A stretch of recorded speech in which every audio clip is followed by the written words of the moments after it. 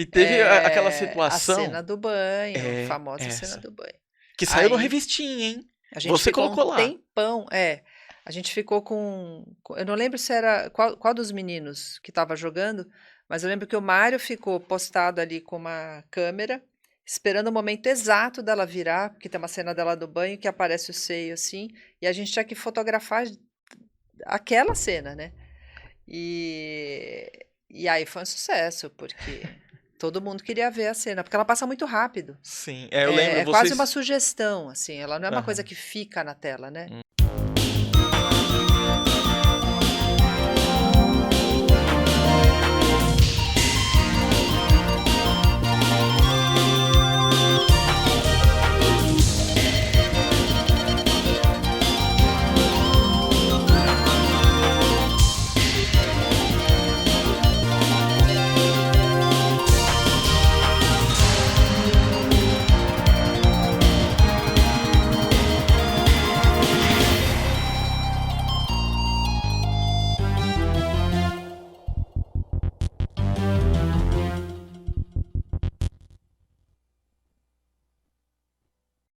Olá, seja muito bem-vindo a mais um episódio do Warp Zone Para. Dessa vez, a gente está trazendo uma pessoa que trabalhou na revista Videogame e em outras revistas também. A gente vai contar a história dela.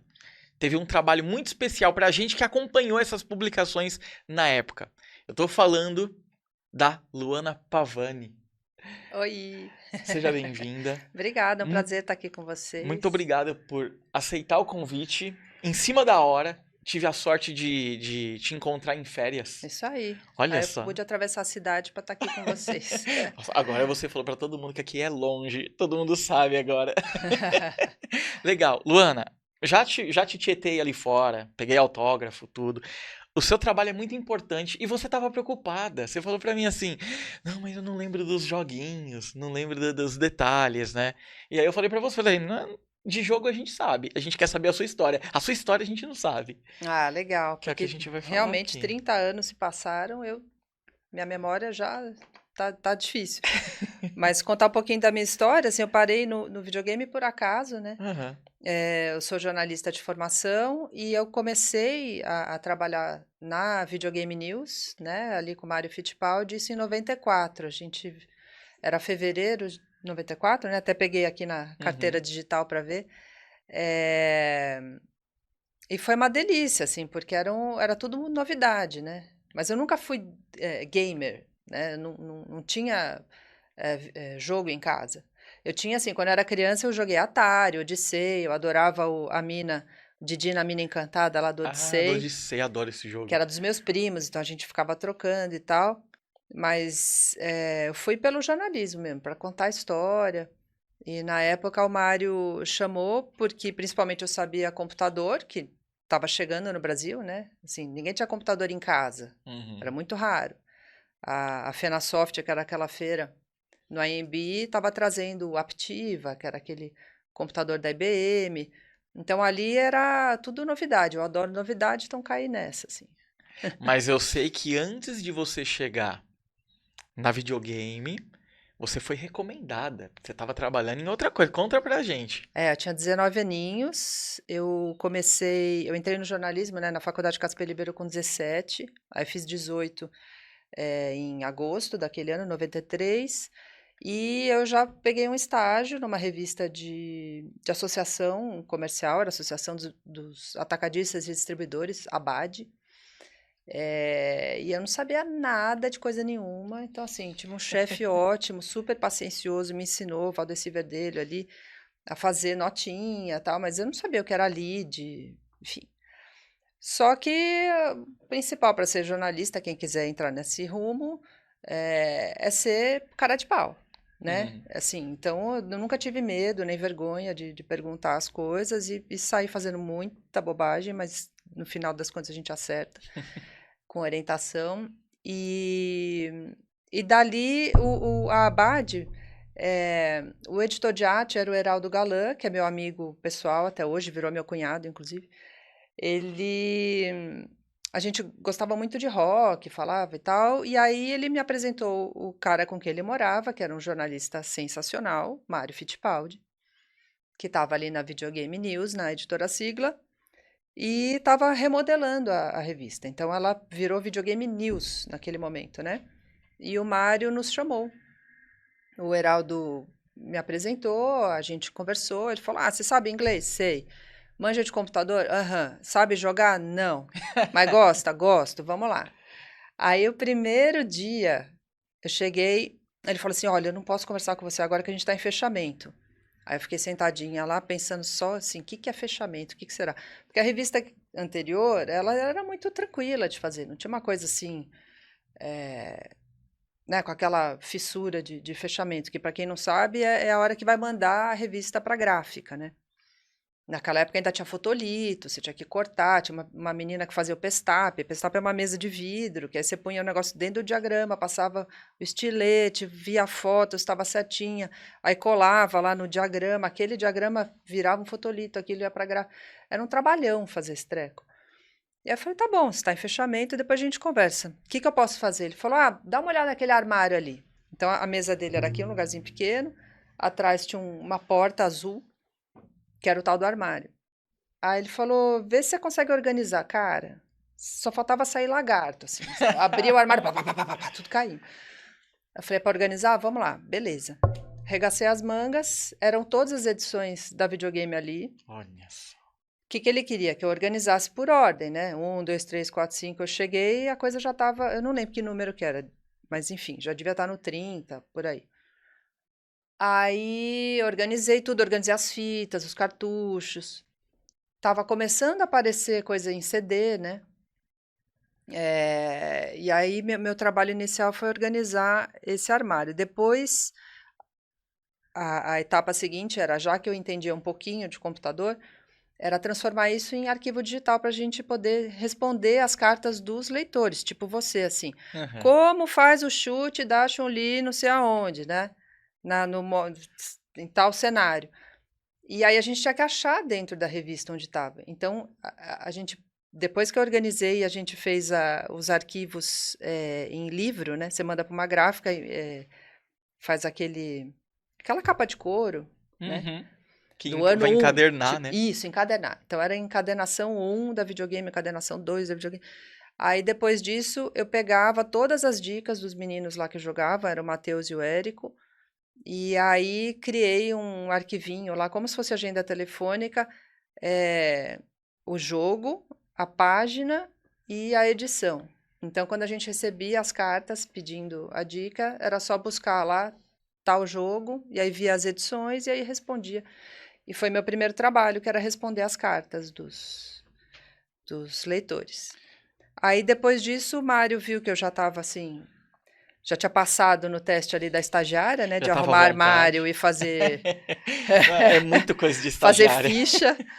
Aí ele começou a deixar eu fazer um pouquinho de matéria, e aí teve esse encarte, né, dentro dali no miolo, que era o Revistim, e era super gostoso de fazer, porque aí era matéria mesmo, ir pra rua, cobrir eventos. Hoje a gente fala mundo geek, mas na época não tinha essa alcunha, né? Era assim, a garotada que gosta de jogar.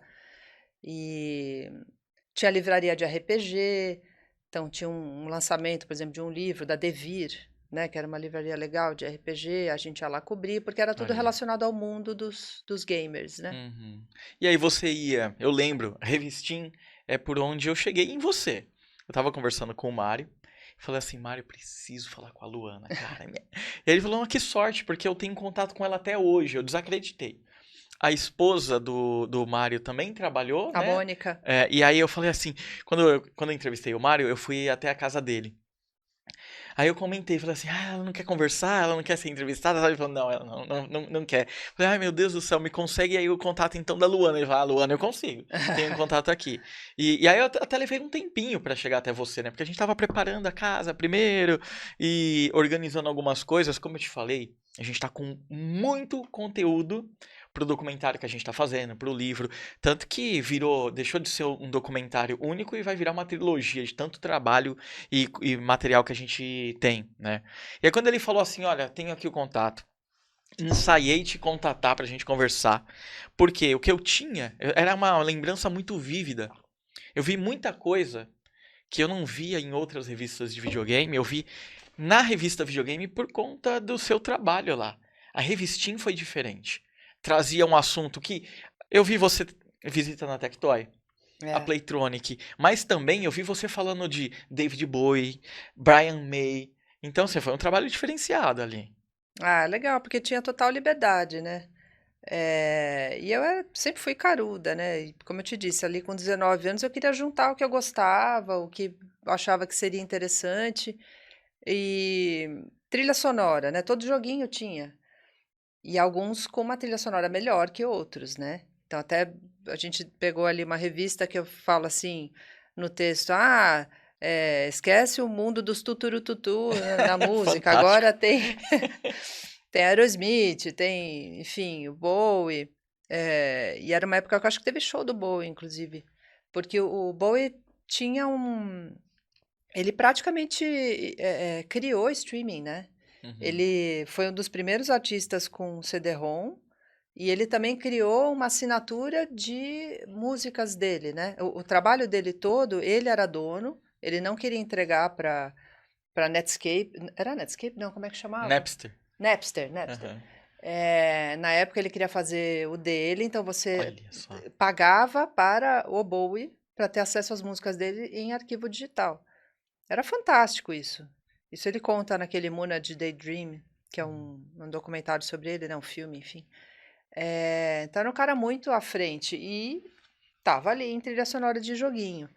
Então isso que é gostoso, assim, você pensar no mundo dos videogames, era um lugar de muita novidade. Uhum. E era onde eu queria estar. Dali a gente também, logo em seguida, teve acesso à internet, né? Você pensar que tudo isso foi antes de internet. Então, assim, para saber como dar o soco, o chute, levantar a arminha, não sei o quê, tinha que comprar revista. Então, assim, o mundo das revistas era onde estavam as novidades. Então, quem tinha. Tinha que ter dinheiro também, vai. Porque, assim, não era barato. Uhum. O joguinho era caro, exceto se você comprasse pirata, e a gente estava nessa pegada, assim, como jornalistas ali em defesa, né, do mercado legal, que era uma coisa que a indústria cobrava muito. E para ter acesso a esses jogos, as pessoas precisavam buscar nas revistas as dicas e tal. Então a gente tentava trazer não só as novidades dos games em si, de lançamento e tal, mas o que estava acontecendo em torno dessa indústria.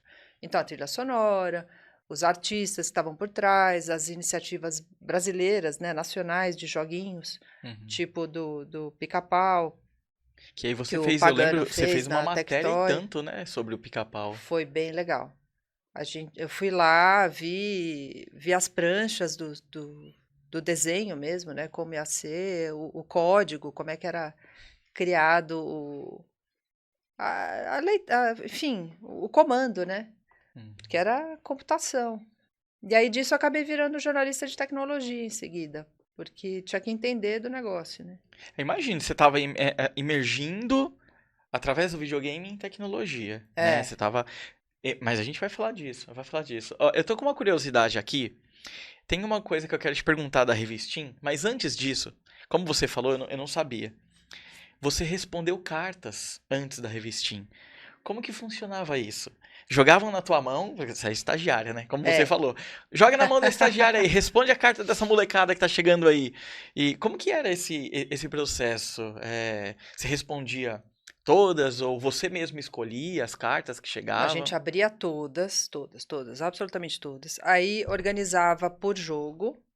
eh, E uma delas que representasse a dúvida dos outros, né. Então, assim, tinha dúvidas em comum, mas: "Olha, o Mortal Kombat tem essas dúvidas aqui e tal", então a gente abria, até servia de pauta também.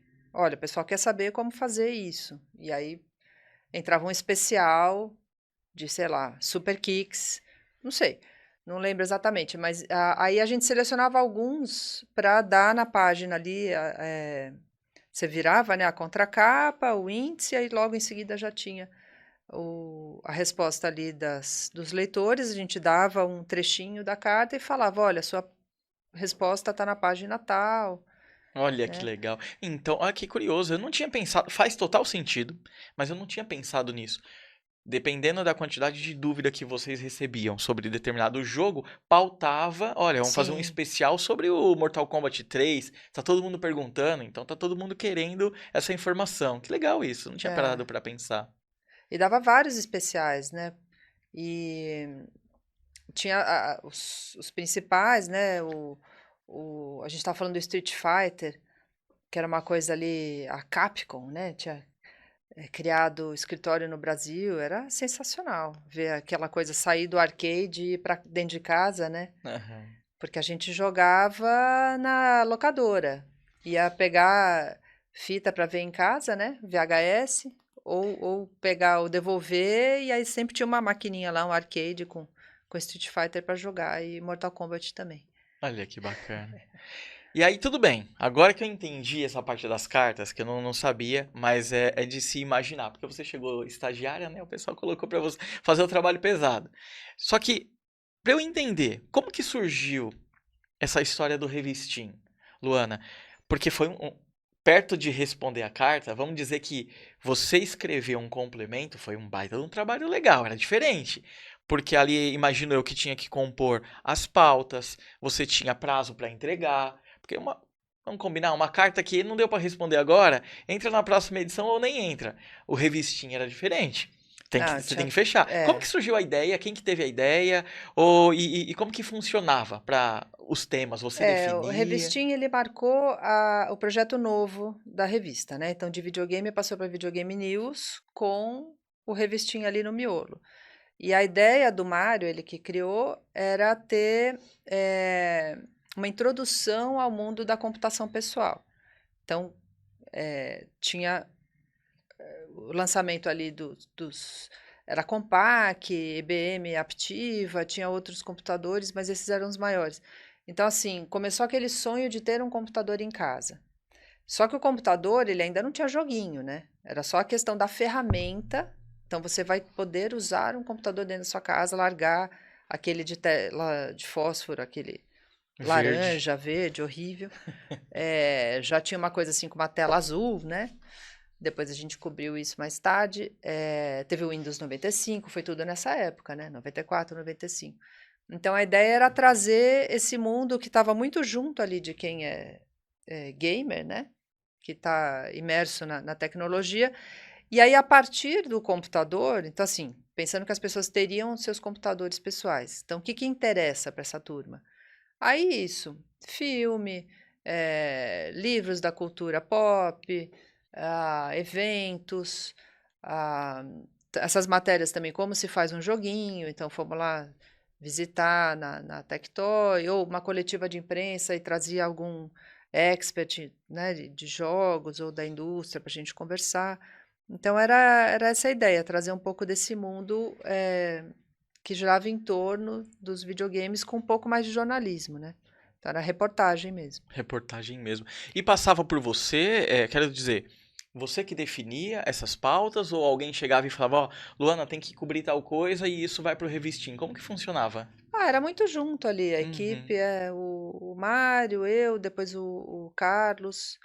a- Acho que de menina era só eu, né? Que era um universo muito masculino. Mas era ali, era fácil, tinha muita pauta. Uhum. Difícil era escolher qual que ia entrar de destaque no revistinho. Acabava faltando espaço pela quantidade de Podia ter assunto. muito Não, mais. eu lembro, eu vi você ali no revistinho, você visitou a Tectoy, como a gente já falou, você cobriu, eu lembro você falando com o Odair Júnior sobre a revista Herói na época. É, Nossa, aquilo era a febre. Você estava fazendo ali o trabalho dos sonhos, porque você estava trabalhando numa revista de videogame, fazendo umas pautas pro um complemento, então eram umas pautas geeks, visitando redação, outras redações, visitando outras empresas, e eu percebi também que você visitou e falou muito com o pessoal da Playtronic. Toda hora aparecia Playtronic ali no revistinho. porque a Playtronic era barra Nintendo, né? Foi quem trouxe o Nintendo para o Brasil.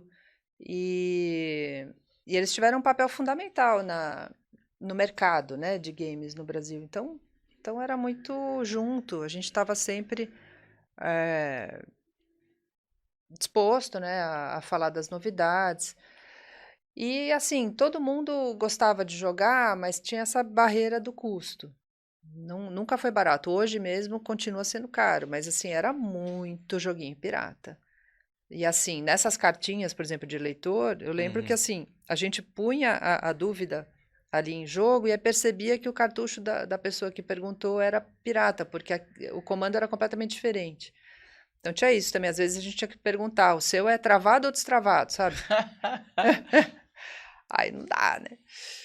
Mas foi uma época muito gostosa. E ali, como eu te falei de internet, um momento maravilhoso dentro da redação foi o dia que o Mário falou assim: gente, vem cá. Ó, tô com a senha da Embratel aqui para acessar a internet. Olha só. Era um fim de tarde, assim. E aí ele fez uma coisa lá no computador da redação, aí começa aquele barulhinho. Titum, titum, sabe? Handshake o nome disso, Mas sabia? demorou uns 10 minutos pro Hum. treco funcionar. Caramba. Era o quê? Era É. BBS ainda. Então, Provavelmente era essa senha BBS. que ele tinha da Embratel era a primeirona mesmo, assim, Aham. eram poucos jornalistas no Brasil que tiveram esse código, aí tinha que instalar aquele treco lá que chamava Trumpet WinSock. Então, assim, era todo um trabalho, você tinha que instalar uma coisa diferente, fazer a parte da telefonia, né, colocar ali o cabo no computador, que era uma coisa que não se fazia. Olha, foi muito legal. Aí, qual foi a primeira coisa que a gente fez? Comprou CD. CD de música. Era o CD Now. O CD Now depois virou Amazon, né? Uhum. CD Now. Era uma loja maravilhosa. Comprei meus Bowies e meus Led Zeppelins. E dali em diante, aí eu fiquei mais jornalista de internet mesmo. Que aí eu queria entender como é que aquele treco funcionava. BBS, chat, Usenet, né? Que era outro canal de comunicação para grupos mais fechados em determinados assuntos, principalmente ciência, tecnologia. E dali, aí eu tive convite para ir para uma outra revista, que era a CD-ROM Today. Então a gente tá falando, Luana, de você entra na videogame em setembro de 94 É, e fica até fevereiro de 96, pelo que a gente é isso. conversou antes ali, né? E aí nesse momento você sai da videogame. Aí eu fui para a editora Quark, ficava aqui na Moca, aliás, para fazer a CD-ROM Today e uma revista de internet que estava vindo para o Brasil, que era licenciada da Inglaterra, chamava .net, né, ponto .net. E aí eram umas pautas maluquíssimas, assim, muito legal, que era o Carlos Franco, o editor. Foi muito bacana, assim, ficar caçando na internet o que tinha de coisa interessante. E fizemos matéria de tudo, de games também, avaliação de CD-ROMs. Então, como eu já tinha conhecimento em avaliar games e usabilidade, né? Aí ficou fácil avaliar os CD-ROMs. E tinha muito CD-ROM bem ruim. Era aquela fase nas bancas, acho que vocês vão lembrar, que você comprava, vinha o CD-ROM encartado, né? Uhum. Depois teve o lançamento da AOL, né, de internet, que era um CD-ROM para você se conectar à internet. Então era uma fase que CD era o lance mais bacana que tinha. Isso era engraçado, né? Que você me faz lembrar, Luana, assim. Olha que curiosa essa passagem no nosso mercado editorial. Você comprava uma revista física para falar de algo digital, virtual, É, entendeu? Então, assim, olha, quero aprender a usar melhor a internet ou saber lista de sites, que a gente tava comentando, né? Quero lista de sites, onde eu encontro? Vou comprar uma revista para ler a revista, ver a lista de sites, digitar no meu computador e acessar os sites que estão me indicando. Isso é uma loucura. É exatamente. Aí impensável era a hoje. revista da Web, que eu trabalhei em 99, fim de 99, outubro de 99 foi a primeira edição. E aí a gente correu o ano 2000, porque era a bolha, né, das ponto .com. Era exatamente isso, assim. Como é que a gente tem acesso às informações? As pessoas ainda não tinham internet, então você tinha que explicar como usar a internet e dar dicas. E olha, tem isso, tem aquilo, as sessões. Então, sessão de game, sessão de dinheiro, sessão de viagem, de kids, né? Coisas, joguinhos para crianças, atividades e tal. E aí você lia lá no papel o endereço www. Alguma coisa. E aí, nessa revista da Web, vinha no miolo um encarte com todos os links falados nas matérias. que aí a pessoa deveria destacar aquilo, guardar, colocar assim, pregado com um pregador do lado da tela do computador, digitar aquilo. Porque na cabeça da editora, não se deveria entregar a lista completa no site, porque senão a pessoa não ia comprar a revista. Então é disso que a gente está falando. É uma coisa muito antiga. Muito antigo. E como que funcionava a avaliação, a análise que você fazia dos CD-ROMs? Porque aí você recebia ali um CD-ROM que era uma enciclopédia, uma lista de receitas, seja lá o que for, ou até um programa mesmo, e como que funcionava? Você tinha os critérios, porque era parecido com um jogo, né? Você falava, É, olha, isso aqui é bom, isso aqui tem um layout ruim, e ouvi dizer que as produtoras ali ficavam meio pé da vida ficava quando. um peso, porque a gente fazia assim, não era um júri, tá? Éramos nós da redação, então era o nosso crivo. A CD-ROM Today, ela era um título em inglês, então ela já vinha com muita coisa que a gente traduzia.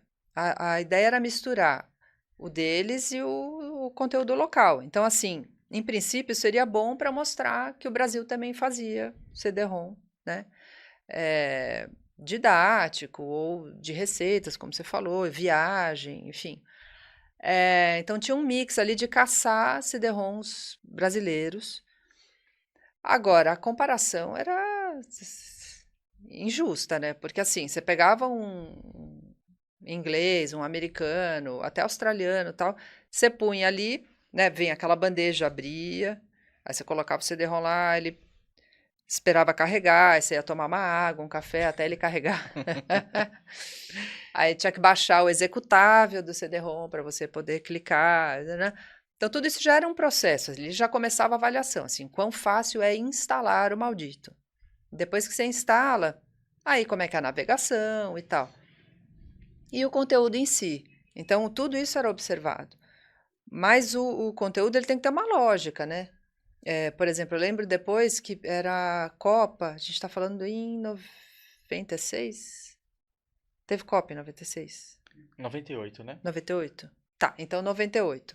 Aí a gente fez um CD-ROM sobre a Copa.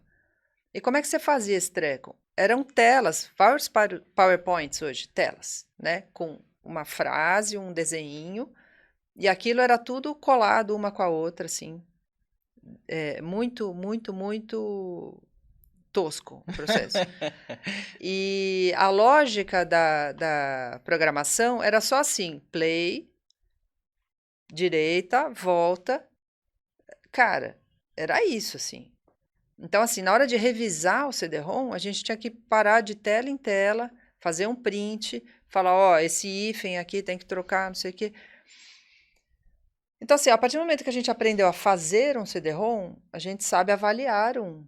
Legal. Então, quanto mais comandos ele tivesse, melhor seria a navegação e a experiência para o usuário. Agora, as produtoras queriam colocar qualquer coisa ali para vender, porque vendia na banca, né? Você enxetava um CD-ROMzinho ali e tinha coisa horrível. Tinha joguinho para criança com A, B, C, D. Então, A, árvore, B, bola, C, cigarro. Eu falei, cara, não dá. Aí você dá um X lá, fala, não vai passar. E aí quem mandava o CD-ROM ficava meio pé da vida, porque falava, como eu recebi uma nota Quem é baixa? você para me dizer? Eu falo, olha, eu não sou pedagoga, mas eu sei que cigarro e criança Não é legal. vai dar, né? Eu lembro, isso que você tá falando, Luana, é muito curioso, porque nessa época que a gente começou a ter um monte de revista com CD, toda editora fez isso. Toda É, editora fez isso. E aí tinha CD que vinha cheio de shareware. Eram os programas que você isso. podia usar durante um tempo. Tinha o freeware. Depois de um tempo começaram também a colocar os abandonware, que era coisa que já não tinha mais licença, não precisava, né, tal. E era interessante, porque primeiro era a revista e tinha um CDzinho lá. Isso começou a mudar. Chegou uma hora que era uma revista de 2 páginas, praticamente um encarte e o Só CD. para acompanhar o Só pra CD. acompanhar. É. Porque eu lembro que nessa época aí, depois deu BO lá pra frente. O pessoal fazia assim, ó. Vendo a revista, o CD é de brinde, porque aí não pagava o imposto do CD. Mas chegou um momento que alguém lá no governo deve ter olhado isso e falou assim: não, tá errado esse negócio. Acho que Você lembra, Fabão, mais ou menos com uma data que isso começou da ABO? Porque eu sei que a Digerati teve até problema legal com isso. 2012 2012, né? que começou a Porque a farra começou ali no início dos 2000, ali, final dos anos 90, né? Mas aí começou a ficar muito evidente quando começaram a lançar os jogos já nesse formato. Ah, é Ah, mesmo. tá. Tipo, grandes jogos, Prince of Persia. Verdade. Porque aí tinha a revista Full Games, tinha a senha. Porque aí eles. É verdade. Aí começou não só né, os programas e tal, mas os jogos também. Uhum. Jogo completo. E aí, assim, vamos combinar? Né, Luana, o pessoal colocava como o Fabão falou, Need for Speed completinho, mas o CD ele é de graça. Ele é É. brinde. Você paga pela revista.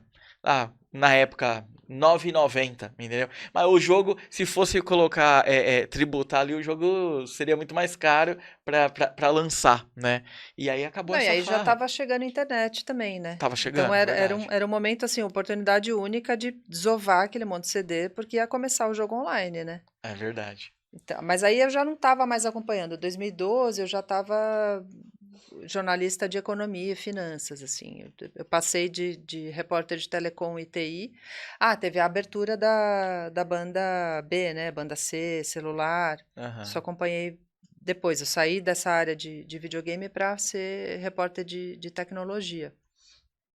E essa questão do sistema Telebrás, celular e tal. E aí eu acabei dali derivando para economia.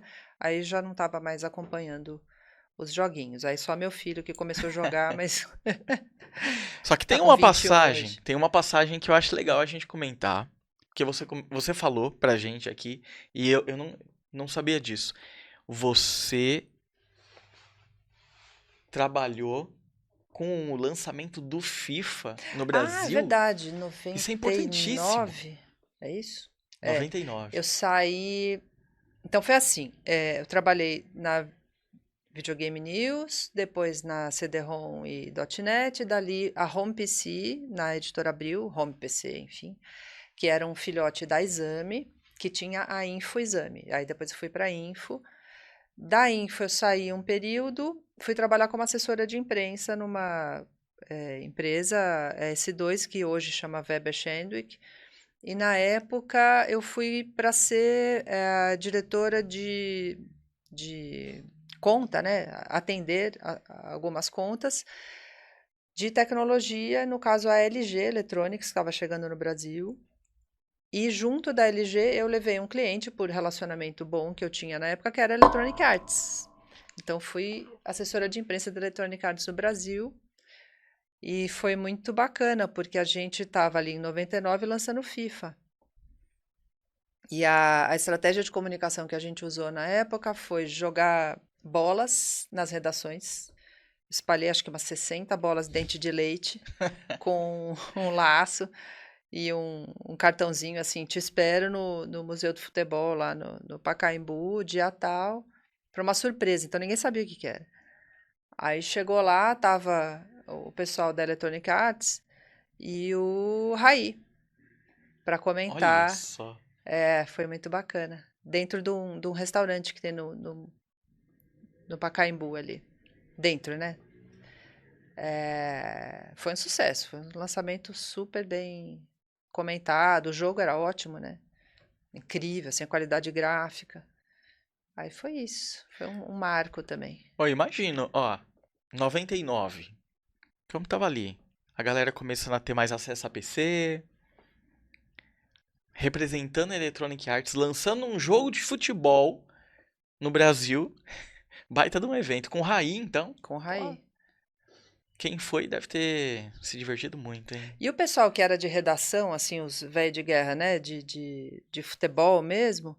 Teve gente que veio me dar bronca, do tipo, pô, mas você me traz aqui para ver joguinho?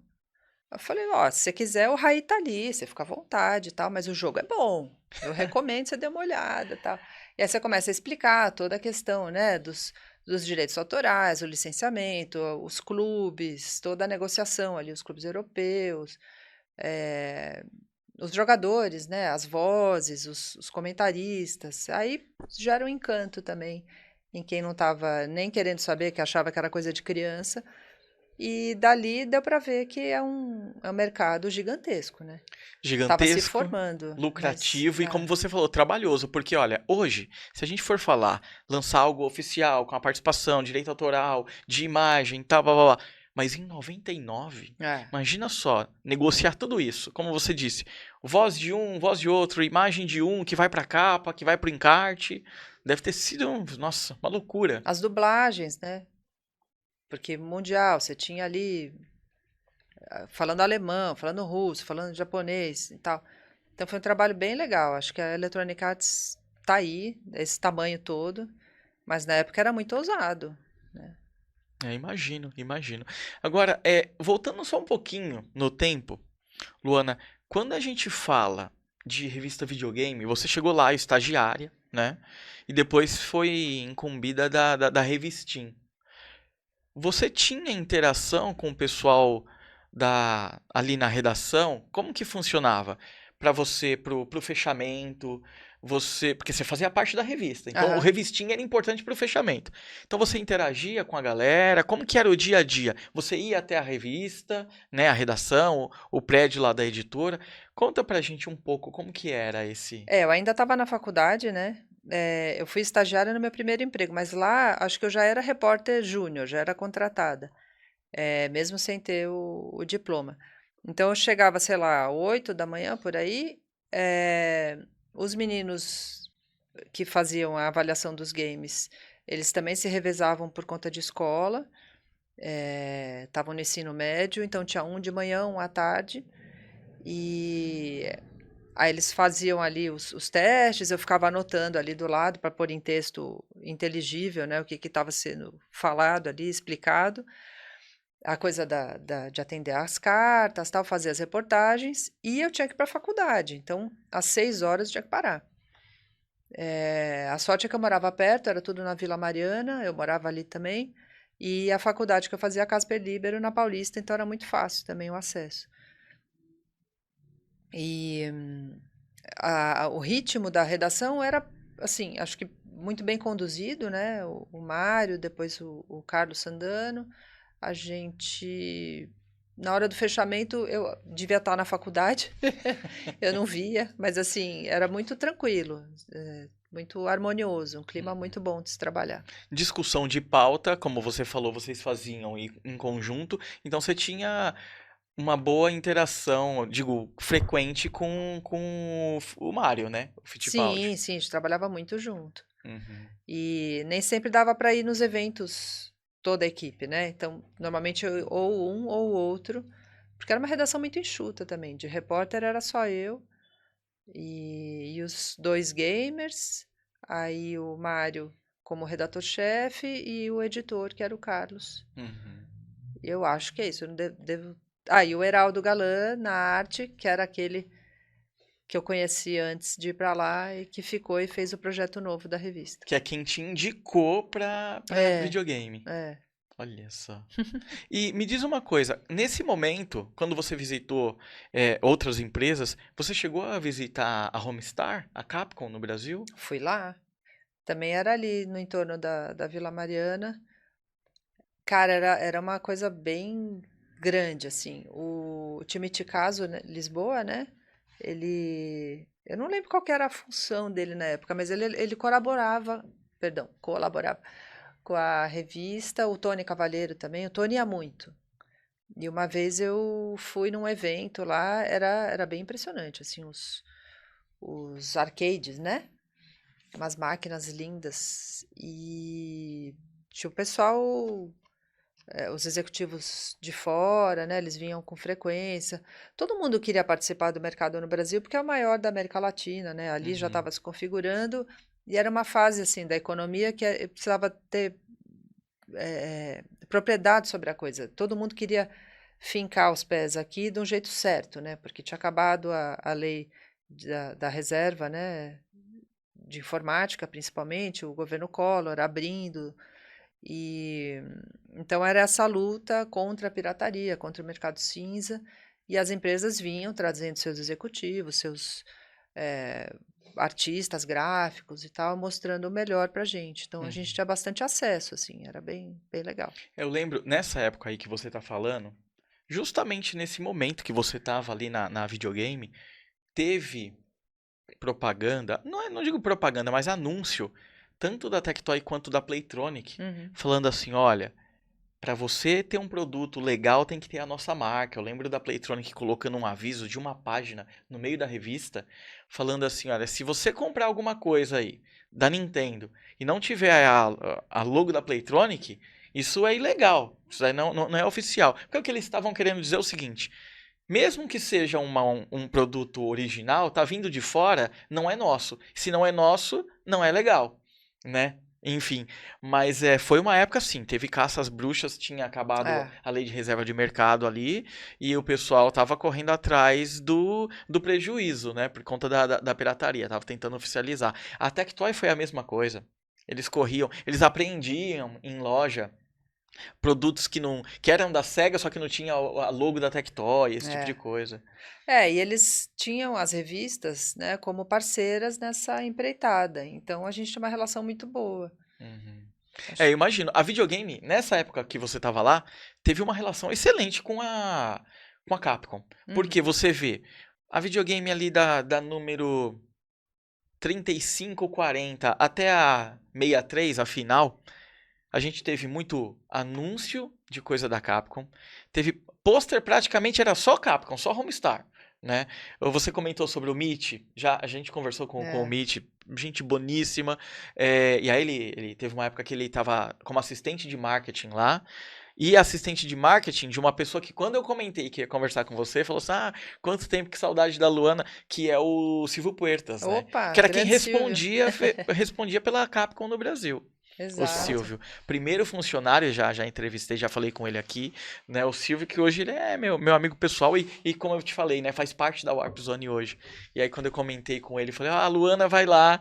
Ele, que legal, quanto tempo. Ali deve ter sido, não só você, mas todo mundo da videogame deve ter feito alguma coisa com a Homestar, porque era muita coisa da Homestar na revista, né? Que Sim, a gente aparecia. estava sempre junto e fazia especiais também, né? Os pôsteres ou edições especiais ali também.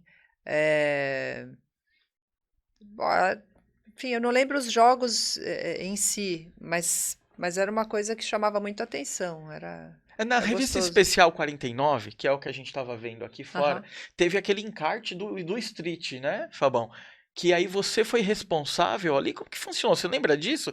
Tô te perguntando um negócio de 30 anos atrás, né? Pra Ah, lembrar detalhes. mais fácil Sacanagem, perguntar né? para o Mário. Mas eu lembro de Street Fighter, assim, porque eu jogava, adorava a Chun-Li, era nossa representante feminina, assim, Girls Power. Lógico, tem essa questão da sensualização e tal, mas era até difícil ter personagem feminina dentro dos joguinhos, né? Então ela era sensacional, ela dava chute, dava porrada, era o máximo. E teve aquela A cena situação, do banho, é famosa cena essa, do banho. que saiu no Aí revistinha, hein? a gente Você ficou um colocou lá. tempão, a gente ficou eu não lembro se era qual dos meninos que estava jogando, mas eu lembro que o Mário ficou postado ali com uma câmera, esperando o momento exato dela virar, porque tem uma cena dela do banho que aparece o seio assim, e a gente tinha que fotografar aquela cena, né? E aí foi um sucesso, porque todo mundo queria ver a cena, porque ela passa muito rápido. Sim, eu lembro, É quase uma vocês... sugestão, assim, ela não é uma coisa Aham, que fica na tela, né? É uhum. muito rapidinho, é no começo do jogo, né? É do filme, Ah, do do filme, era o movie, é o filme, desenho. Não verdade, o filme, o filme desenho, né? Isso, isso. Mas eu lembro, porque assim, ó, tinha a cena do banho que todo mundo falava, né? Mas não se via. Onde que tava? Então, Mas tava lá no revistinho que você que a gente escreveu lá. conseguiu fotografar. Aquilo é incrível. Ficou ali, e era isso, né? Não era câmera digital, não era celular, era cromo, foto mesmo. Então tem que ficar fotografando lá, Es- disparar. Esses dias a gente conversou com o Norberto, que era quem tirava as fotos. Você falando de cromo. Sim, Nossa, ele ficou que super feliz. legal. Ele é um dos, como eu comentei com você, que o Silvio tinha material, porque a gente falou assim, nossa, vocês de época que a gente conversa, quase não tem material, porque não guarda, tal. O Silvio é um dos poucos que guardou muita coisa e o Norberto é um deles. Porque é Ah, que foto, bom, né? ele deve ter É guardado. foto, né? Então, no caso do Norberto, é um pouco diferente, porque as fotos são todas filhas dele ali, né? Bem dizendo. Então, ele tem os cromos, as fotos originais de Que época, joia. né? Maravilhoso. Pra gente foi um achado também. Legal. É, porque E sem internet parece que não tem registro das coisas, que né? pena isso, né? Eu até tive uma situação depois como jornalista de informática, TI, enfim, que eu fui num lançamento da Microsoft com o Bill Gates, lá em Seattle, e foi um terremoto lá, bem forte, 6,9 a escala. Olha só. E aí eu conto isso, as pessoas falam, mas como assim? Você estava lá? Tava, mas cadê a foto? Não tem. Então não Porque, tava. então não tava, Então vira lenda, né? Aham. Mas eu tava. Que legal, em Seattle. Ó, eu trabalhei uma época na Microsoft, fui muito pra Seattle, né? E falar pra você que nos eventos, até nos eventos internos, o Bill Gates não tirava foto com ninguém. Pois é. Ah, porque querendo ou não, tirar uma foto com ele é você se promover. Quem tem foto com Bill Gates? Baita de uma promoção, É, né? Eu tirei uma foto com o Balmer.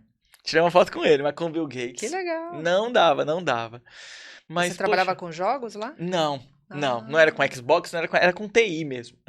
que bacana. É, foi quase 10 anos fiquei lá. Mas enfim, voltando pra você. Eu falei que eu É, ia começar a te perguntar. Tá em mim. te segurei. Luana, você teve ali um emprego do sonho de todo mundo ali. Você tava nova, 19 anos, 19, 20, trabalhando com a revista Videogame. Uma das mais icônicas. Porque queria até que você me ajudasse a entender, porque agora eu tô falando como público, né? Eu vi as outras revistas e a Videogame, desde a primeira, antes de você fazer parte, a gente percebia que era diferente, porque ela trazia matéria.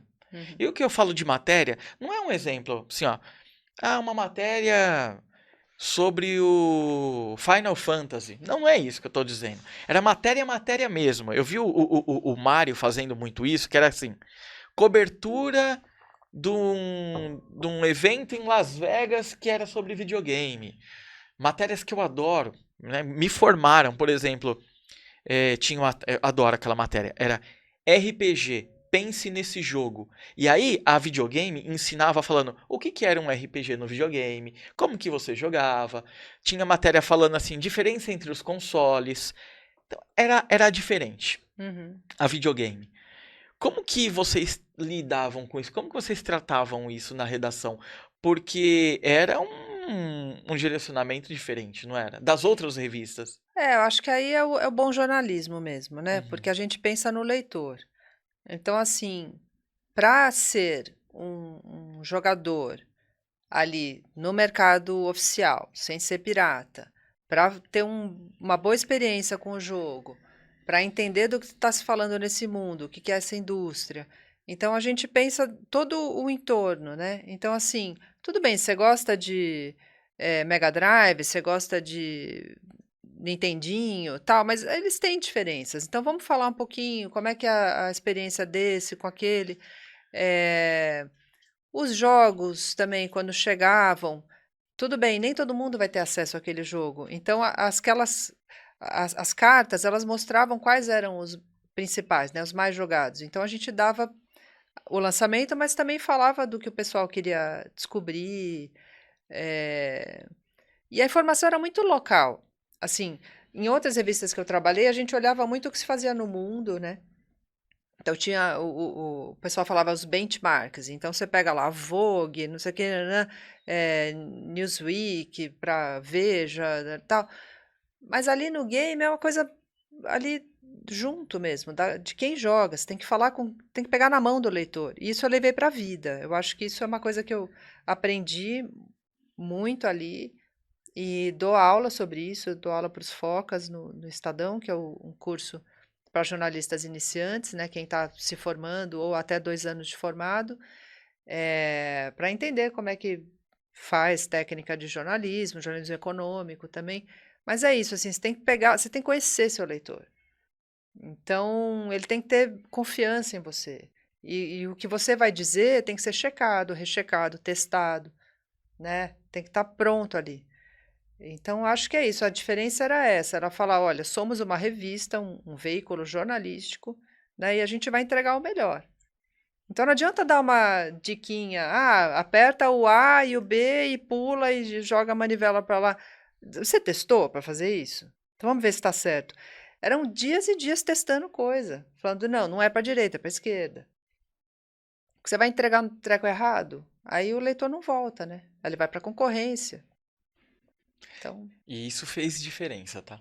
Nossa, eu te falo, porque eu tô falando como público, né? Eu tava lá comprando as revistas e consumindo a revista videogame. Eu adorava as matérias e como era abordado. Porque eu não tô dizendo pra você, era diferente porque dava mais importância ou era mais adulto. Nem era nem isso. Era, falava de videogame, mas não só do jogo.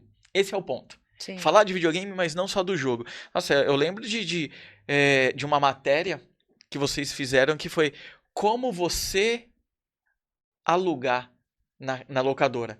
Porque tava a molecada lá, e aí você lendo a matéria, entendia, falava, olha, eu lembro como se fosse hoje, que vocês escreveram lá.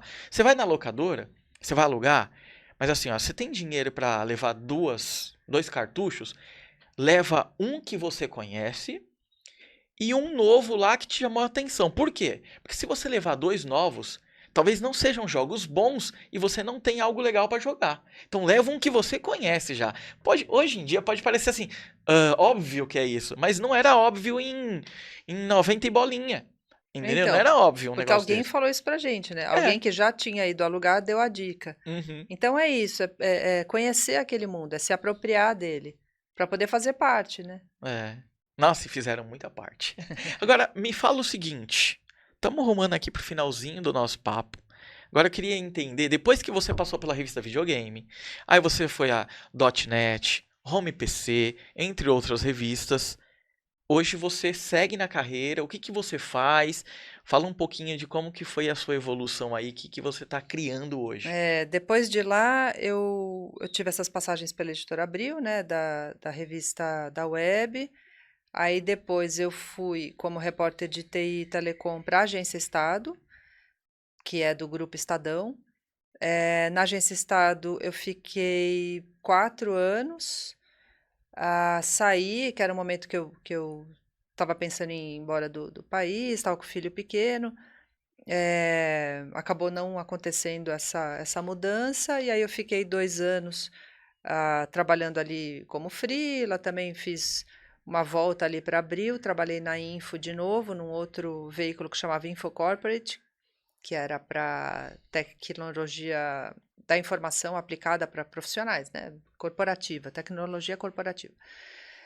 Aí voltei para a Agência Estado e tô lá desde então. Fiquei muitos anos no Broadcast. O Broadcast é uma plataforma para informações financeiras, né, para ajudar os investidores. É muito utilizado por bancos, por corretoras, tá? Um sistema, aquele sistema clássico de bolsa, né, que você vê em televisão, que tem aquela tela preta, as cotações e tal, e informação de fato relevante, empresas listadas em bolsa. Então, um jornalismo bem mais parrudo, assim, de finanças e economia. E recentemente, faz 2 anos, entrei no núcleo de projetos especiais. A gente começou com um portal de finanças pessoais que chama Investalk, que é para o Banco do Brasil. Depois dele, a gente recebeu uma nova missão, um novo projeto que lançamos em maio, que se chama Viva, que é um portal de informações, um portal de notícias para pessoas 50 a mais, para pessoas mais velhas. Uhum. E é um barato dizer assim, que como eu sou novidadeira, eu adoro estar em coisas novas o tempo todo, em tecnologia, em inovação, o novo hoje é ser velho.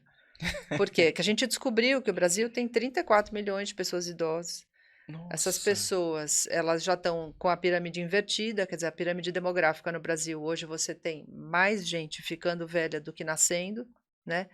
Então, isso tem que ser pensado em termos de economia e de acesso também. Não só a questão de saúde, mas de qualidade de vida. Porque envelhecer não é igual, né?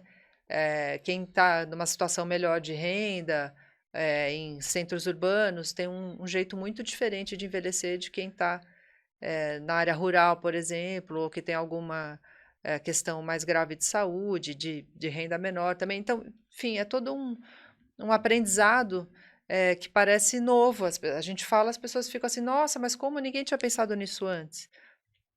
A gente tem que parar de olhar com preconceito para uma coisa que nos une, né? Porque se tem algo democrático é que todos vamos envelhecer. Melhor ou pior, mas vamos envelhecer. Então, Que essa é a minha legal. missão hoje. E tá fácil? Tá difícil? Ah, uma delícia, adoro. Tá super Imagino. gostoso. Eu já tô com 50, fiz 50 esse ano. Então, também tô com lugar de fala, né? Mas é isso, eu acho que o jornalismo abre muitas portas, ele é muito criativo, né? A gente consegue fazer tanta coisa sendo jornalista. Muito bom. Que bacana. E aí, pra fechar, só pra uma curiosidade minha. Você acompanha alguma coisa de videogame hoje? Porque você tava lá na fundação do negócio. Na época que era tudo mato lá, você tava lá. Eu E acompanho hoje? pelo lado. Por exemplo, a gente fez uma matéria no Viva, que inclusive foi premiada pela repórter que é nova, também está com 24 anos, a Paula. Ela fez uma matéria sobre o perigo das crianças no Roblox, em outros jogos, com aqueles canais paralelos, né? Porque tem o canal de chat, você fala com a sua comunidade e sempre chega alguém por fora falando, me manda uma fotinho, mas o quê. E isso foi antes da denúncia do Felca. Então, olha só. então ela foi um furo jornalístico mesmo, de mostrar para os pais, que são os leitores do Viva, né, os pais e avós, de olha, toma cuidado com essas crianças nos joguinhos online. Então, assim, é super legal jogar, saudável, né? Mas tem que jogar com cuidado, porque internet é mundo cão, né? É porque aí o que você tá falando, existe o problema, mas ele é além do jogo. Não é só o jogo em si, é o universo em volta dele ali, é o chat, como você falou, as pessoas que estão jogando junto ali, que a gente não sabe do lado de lá quem é, tem o nick de uma criança, mas pode ser um adulto mal intencionado, enfim. E né? costuma ser. Eles se fingem, né? De criança também. Tem todo um trato ali enganador, é muito perigoso mesmo. Que desafio, hein? Que legal. Baita trajetória. Então, continuo falando de game, só que de um outro jeito, assim. Agora é mais sério, mas... eu acho que é uma indústria maravilhosa dos games, tem tanta gente aí se desenvolvendo nessa área, né? Ou como programador, ou como jogador mesmo. A questão da violência, isso já foi debatido lá atrás, acho que já até deu um tempo, né? É mais a questão do acesso agora, segurança de informação. E vocês estão de parabéns, acho que a comunidade cresceu muito no Brasil, somos, de fato, né, o 10º mercado no mundo de games, é isso? É isso. Então, Firme grande, e forte. Né? O 10º no mundo. Que então, é isso? Não é de se ignorar, né? Tem força e tudo isso foi construído lá atrás, quando era mato, pela turma dos cartuchos, olha onde chegamos. Nossa, muito legal. Luana, foi excelente falar com você, te conhecer pessoalmente, mas eu sou seu fã desde a época do Revistim. E assim, a gente vai voltar a falar. Eu quero fazer coisas. Sempre que acontece um negócio desse aqui, igual esse papo, já eu venho com umas outras ideias, umas ideias malucas. Enquanto a gente conversava aqui, e aí depois eu vou falar com você disso, tá? A gente vai fazer um negócio junto. A gente vai fazer um negócio junto. Porque eu te falei que a Warp Zone, ela tem um braço da editora, né? Eu quero lançar uma revista, Fabão. E nessa revista vai ter uma revistinha no meio. E aí você que vai fazer essa revistinha com a gente. Legal. 30 anos depois, 30 anos não, porque a gente não vai fazer em 2025, tá? Não dá mais tempo. Acabou o ano, vamos descansar. Acabou o ano. Agora tem que pagar as contas do Natal, aí o presente do pessoal. Mas eu quero... Depois eu vou te chamar, vamos fazer uma revistinha junto. Tá, joia. Nossa, vai ser lindo isso. Legal, obrigada. Então tá. Galera, vocês acompanharam aqui, esse foi mais um Warp Zone Para. Incrível, incrível dessa vez com a Luana. Foi ótimo conversar com ela, apresentar mais do trabalho dela pra vocês. Fiquem ligados que em breve a gente tem mais entrevistas aqui com pessoas interessantes e que fizeram parte da história, como a Luana Pavani esteve com a gente aqui hoje. Então a gente se vê no próximo vídeo e até mais.